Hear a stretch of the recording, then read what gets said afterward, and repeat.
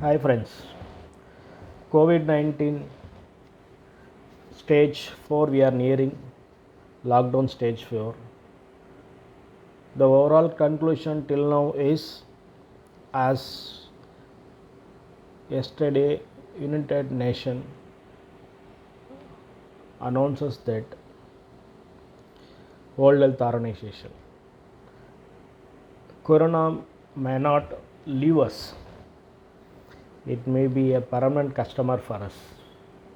That is the news given by World Health Organization. Just like other viral diseases, it will be stay with us. That means what we are going to do, what is the future plans for us regarding corona. It's as simple as my version. The virus is there everywhere. We cannot predict that this is only in this area, this is only in the red zone, this is there, this is where. We cannot demarcate, because the viral particle which is coming out of the infected person will, by even if you talk with the person, it will be spreads. How we are going to face this? See the viral particle here, how we are exposed. It's a viral load. Viral load means number of virus particle we are exposed. More the viral particle we expose, we want to fight more with our immune system want to fight more with the virus. If the viral load less we expose, that will be a natural immunization to us. Two things: low viral load, high viral load. Low viral load nothing but say for example few virus, say hundreds or 5,000 virus, 1,000, 2,000. This is just by single drop you will have 1,000. If exposed to low viral load, our immune system take that load for the boosting our immune system to produce antibodies. Those antibodies will be useful for any recurrent in future. Again, if the virus comes, our immune system will handle, just like that happening in our body for all the virus and bacteria. If that is the case, how we can differentiate low viral load, high viral load? We know we are discussing about R value. R value is nothing but a virus which can spread from one person to another ratio. So R value is, for example, one person infected, the one person infects two people, means R value is 2. One person infects 3 people, R value is 3. The R value indicates that the virus spreading nature.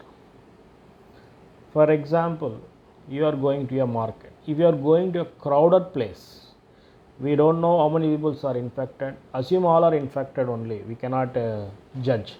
If all people's infected means, if you go into the crowd, the R value will be increased. You are going to get more viral load.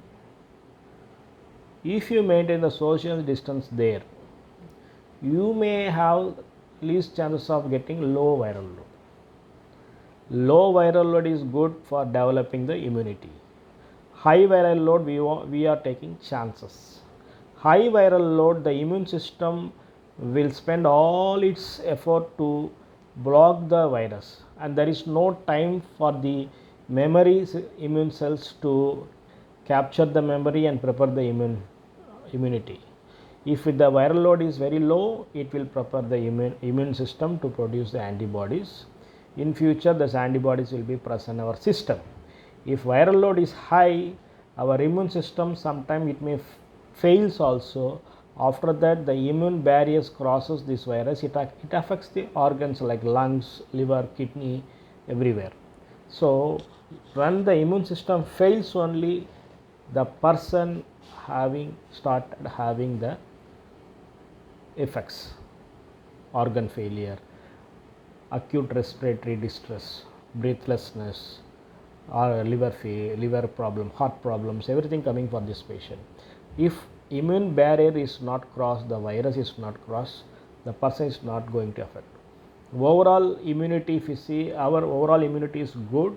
Same time, because our immunity is good, if we are exposed to low viral load, definitely we can get our immune system for corona also.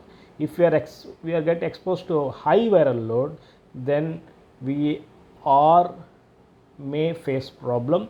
And if the persons who exposed to high viral loads are heart patients, kidney patients, diabetic, hypertension, comorbidity patients, those peoples are more vulnerable.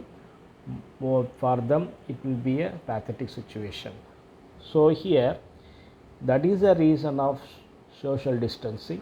And next coming periods, for next 6 months, we should avoid the high viral load contact. High viral load contact, how to avoid? Simple, we should not go to any crowd places. Going to crowd places affected. Crowd places is nothing but gatherings, functions, gatherings, or you can also call this even theaters, malls, etc., etc., where there high viral exposure as possible. If you do a routine work, if you are going to office, coming with a proper social distancing, anything, if we get also a low viral load, because of some people touch a surfaces, later on you are touching the surfaces. These surface contacts definitely will emit only low viral load, unless you are very near to the persons who emitting large virus from their mouth or nose, that is a high viral load. So if we are differentiate this thing, high viral load exposure, low viral load exposure, we can able to easily handle the situation. So high viral load exposure should be avoided. For that, social distancing is very important. Wearing mask is very important. Use hand washing technique is important, no doubt. And same time, low viral load if happens also for healthy peoples, not the comorbid conditions like diabetes, hypertension, kidney patients, heart patients. Apart from them, other peoples, if they exposed to the low viral load, that will be a natural immunization going to happen. That's what happening also. We should not take this as a very scary situation, or we should not get scared on this. It's nothing but it's small cold virus. If it infects also, it is a virus. It will come and stay for 14 days, will go. So if the immune system is activated for a coronavirus, the corona also will come like that and go. That what happening to now 90% of the COVID positive cases. There is no further aggressive complications, and death rate is very low. This is nothing but the virus already lose its virulence because of mutation, and we are having sufficient immune system, and now our body is ready to develop immunity against corona also. So only thing is we want to expose to low viral load. High viral load only a problem. High viral load only happens if you are interacting nearby infected patient, that too in a crowded area. There is a possibility that more people may spread the droplets. So that is the smart move we should do. Exposure to the low viral load will be helping us for immunity. Exposed to high viral load should be avoided. Same time, we want also boost our system with a good immune nutrition. Immune food should be taken. No junk food, no fast foods, no carbonated soda drinks, no sugar rich, salt rich diet. Go with ecosystem friendly food, protein rich, vitamin rich, hydrated, get hydrated, don't be dehydrated. Stress free mind will help our system to boost the immunity. Low viral load exposure will help us. We should avoid only the high viral load areas by social distancing and avoid going to the crowded places. We should wear mask and we should wash your hands frequently. Thank you.